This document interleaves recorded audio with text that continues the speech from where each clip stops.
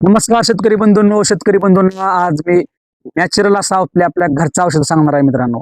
बरेच शेतकरी काय करतात, फवारतात देखील, पण त्यांना माहित नाही की प्रमाण किती घ्यायचं असतं. मी तुम्हाला आज प्रमाण सांगणार आहे, त्याचा उपयोग सांगणार आहे, काय होतंय की ते औषध आहे म्हणजे आपल्या गायचं गवतर आणि दुसरं आहे दूध.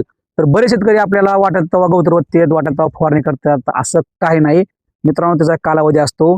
तर आपण गवतरामुळे काय होतं, तर त्या येणारे जे थ्रिप्स असतात, ते थ्रिप्स कंट्रोल करण्याचं काम हे गवतर करत असतं. तर आपल्या फवारणीमध्ये आपण गवतर फवारू शकता.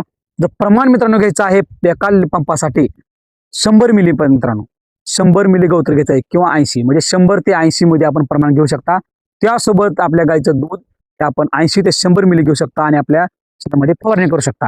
फवारणी करताना उठलं की आपल्या घरचा आहे म्हणून फवारायचं असं करायचं नाही. उठलं घेतला पंप फवारला, उठलं घेतला पंप, असं करू नका. त्याचा कालावधी असतो.